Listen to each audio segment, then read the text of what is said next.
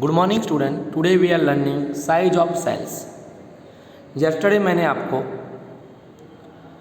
Onion cell के video भेजे थे, एनिमेशन वीडियो, जो आपने अच्छे से देखे होंगे। आज हम साइज ऑफ सेल की साइज के बारे में बात करेंगे। So the size of cells in living organism may be as small as a million of a metre.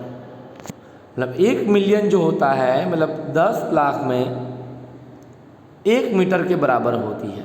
So the size of cells in living organism may be as small as a million of a meter, means micrometer और a micron, और may be as large as a few centimeter. However, most of the cells are microscopic in size and are not visible to the unaided eye. However, most of the cells are microscopic in size. ज़्यादातर cell microscopic मतलब बहुत ही छोटे होते हैं, and most of the cells are not visible to unaided eye, मतलब आँखों से हम नहीं देख पाते हैं. They need to be enlarged और magnified by microscope. They need to be enlarged और मैग्नीफाइड बाय माइक्रोस्कोप. उसको माइक्रोस्कोप्स की मदद से उसको बड़ा करके हम देख सकते हैं. So the smallest cell is 0.1 to 0.5 micrometer.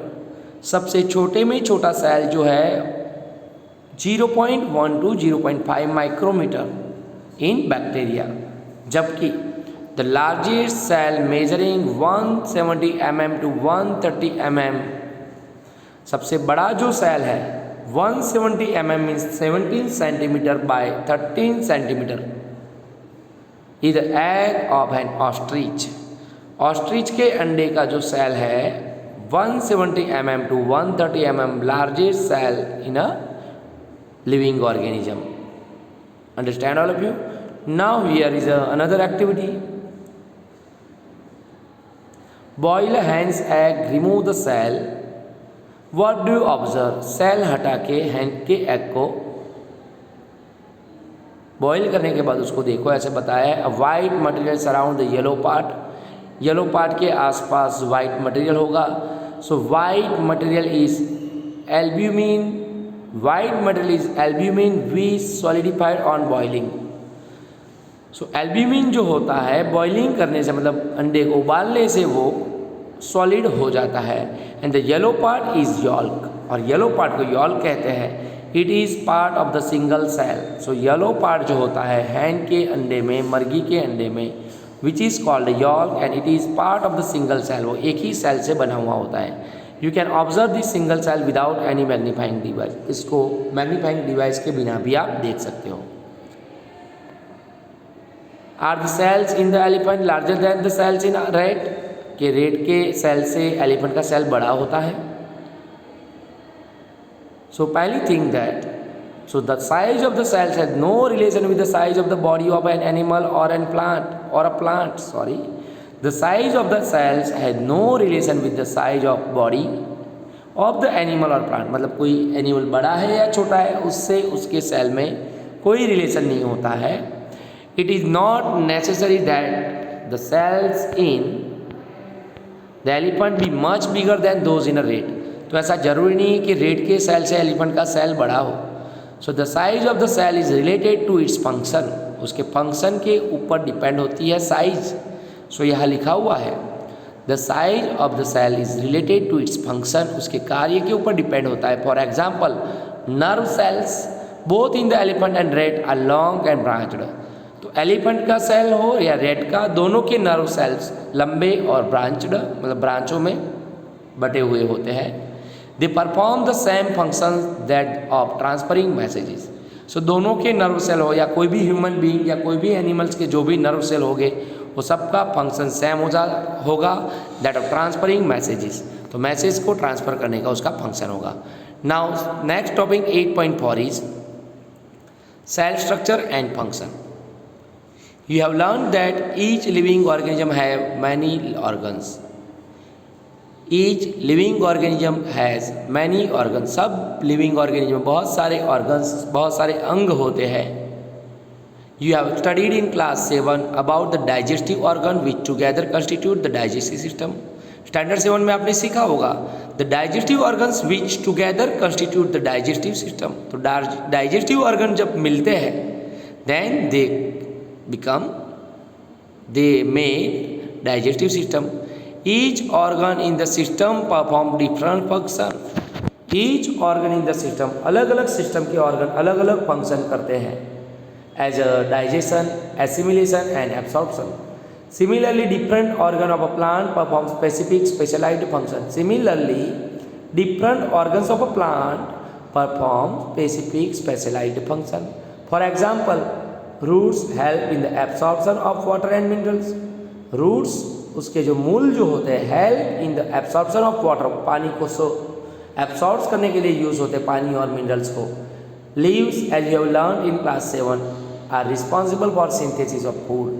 जबकि उसके लीव्स जो होते हैं they are responsible for synthesis of food. Each organ is further made up of smaller parts called tissue. जितने भी ऑर्गन जो होते हैं made up of smaller parts called tissue, and a tissue is a group of similar cells performing a specific function. And what is tissue? Tissue क्या होती है? So tissue is a group of similar cell, मतलब एक जैसे ही cell से बनी हुई, performing a specific function, कोई एक पर्टिकुलर फंक्शन को करने के लिए, पर्टिकुलर कार्य करने के लिए सेल्स, एक जैसे सेल से बनी हुई जो चीज़ होती है which is called tissue. So I am repeating this sentence again. Each organ is further made up of smaller parts called tissue. A tissue is a group of similar cells performing a specific function. So पहले realize that an organ is made up of tissue which is turn are made up of cells. तो जो भी tissue होती है they are made up of cells, and the cell in a living organism is a basic structural unit. Now parts of the cell. Cell के कितने parts होते हैं, कौन से? तो first one we are learning cell membrane. So the basic components of a cell are cell membrane, cytoplasm and nucleus. So cell के basic components कौन से होते हैं? Which are the basic components of cells? So the basic components of a cell are cell membrane, cytoplasm and nucleus. The cytoplasm and nucleus are enclosed within the cell membrane. Cytoplasm and nucleus are enclosed within the cell membrane. Cell membrane के अंदर cytoplasm और nucleus होते हैं। They are also called the plasma membrane. इसको plasma membrane भी कहा जाता है। The membrane separates cell from one another and also the cell from the surrounding medium. The membrane separates cells from one another. तो membrane एक दूसरे cell को एक दूसरे से अलग करता है, and also the cell from the surrounding medium, और आसपास के मीडियम से भी उसको अलग करता है। So the plasma membrane is porous and allows the movement of substance और material both inward and outward. तो यहाँ पे जो सेंटेंस लिखा उसका मतलब समझिए। The plasma membrane is porous, मतलब उसमें छोटे छोटे होल होते हैं, छिद्र होते हैं। So the plasma membrane is porous and allow the movement of substance और material both inward and outward. मतलब उसके अंदर फूड हो या ऑक्सीजन हो तो उसको, जैसे ग्लूकोज है, एमिनो एसिड है, इसको इनवर्ड करता है और उसके बाहर carbon dioxide and another particle को आउटवर्ड भी ये सेल मेम्ब्रेन में से हो सकता है। Here is activity 8.3. In order to observe the basic components of the cell, take an onion bulb, remove the dry pink covering. You can easily separate these from the fleecy white layers of the bulb with the help of forceps and even with your hand. So yesterday मैंने जो आपको activity जो दिखाई थी वही है, repeat ये, so listen it. Activity है ऑनियन सेल की, so I am repeating this.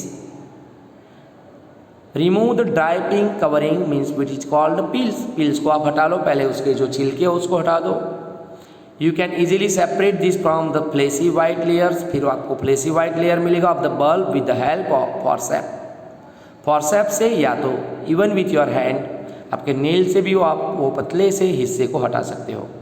You can also break the onion bulb and separate out thin layer, उसमें से पतला लेयर आप ले लो। Place a small piece of the thin onion peel in a drop of water on a glass slide. Place a small piece of the thin onion peel. तो onion पील का जो छोटा सा पतला हिस्सा है उसको आप ग्लास स्लाइड के ऊपर रखो। The thin layer can be cut into smaller piece with the help of a blade or a forceps. So forceps से या ब्लेड से आप उसको छोटा से हिस्से में काटो। Then add a drop of methylene blue solution to the layer and then add a drop of methylene blue. Methylene blue क्यों डालते हैं हम? तो मिथिलीन ब्लू से उसका कलर चेंज हो जाएगा। So add a drop of methylene blue solution to the layer and place a cover slip on it. उसके ऊपर कवर स्लिप को रख दो। While placing the cover slip ensure that, जब आप कवर स्लिप उसके ऊपर रखो तब आपको श्योर होना है that are no air bubbles under the cover slip. Cover slip के नीचे कोई भी बबल्स, एयर ड्रॉप्स रहने चाहिए नहीं।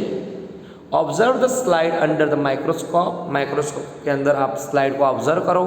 ड्रॉ एंड लेबल, उसको ड्रॉ करो और लेबलिंग करो। You may compare it with figure 8.5। Figure 8.5 से आप कंपेयर करो। सो ये पूरी एक्टिविटी यस्टरडे मैंने 2 एनिमेशन वीडियो आपको भेजे थे जिससे आपको समझ में आया होगा। अगेन फिर आज ये एक्टिविटी आप जो प्रैक्टिकल मैंने दोनों भेजे थे एनिमेशन वीडियो आप देख लेना। सो आपको ऐसा पिक्चर उसमें देखने को मिलेगा। So the boundary of the onion cell is the cell membrane covered by another thick covering called the cell wall. The boundary of the onion cell is the cell membrane. तो इसके अंदर आप बहुत सारी बाउंड्री देख सकते हो दीवारों की तरह, which is called cell membrane. The central dense round body in the center is called the nucleus. उसके सेंटर में one rounded portion जो होता है which is called the nucleus. And the jelly-like substance जो उसके अंदर का जो हिस्सा है सेल मेम्ब्रेन एंड न्यूक्लियस के अलावा जो हिस्सा होता है which is jelly like substance which is called cytoplasm. So between the nucleus and the cell membrane is called cytoplasm. So you have learned earlier that the cell membrane gives shape to the cell. Cell को shape कौन देता है? Cell membrane. So you have learned earlier that the cell membrane gives shape to the cell. In addition to the cell membrane, there is an outer thick layer in cells of plant called the cell wall. Cell membrane को cell wall भी कहा जाता है.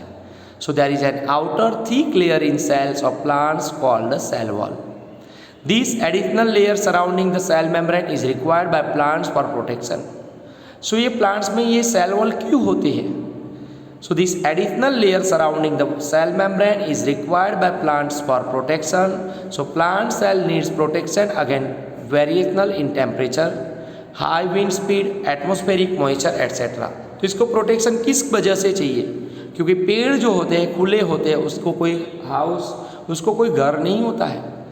सो उसको protection चाहिए against variation in temperature, different temperature में, high wind speed, भारी हवाओं में, एटमॉस्फेरिक मॉइस्चर में भी उसको प्रोटेक्शन चाहिए। इसकी वजह से उसके अंदर सेल वॉल, सेल मेम्ब्रेन के अलावा एक अनदर थिंग होती है which is called cell wall which is made from cellulose, जो सेल्यूलोज से बनी हुई होती है। They are exposed to this variations because they can not move. Cells can be observe in the leaf peel of tradescantia. तो cell can be observe in the leaf, तो अगर cell दूसरे भी आपको चेक करने हो, so they are in the leaf peel of tradescantia. Tradescantia, Elodea और rhoeo, ऐसा नाम है rhoeo. You can prepare a slide as in the case of onion. तो आप ऐसी ऑनियन की स्लाइड बना के आप माइक्रोस्कोप में ऑब्जर्व भी कर सकते हो. नाउ एक्टिविटी 8.4 हम टुमारो लर्न करेंगे. सो यहाँ तक मैंने जितना टॉपिक आपको चला है अच्छे से आपको लर्न करना है which is so important for you. So be prepare to it. All of you, thank you.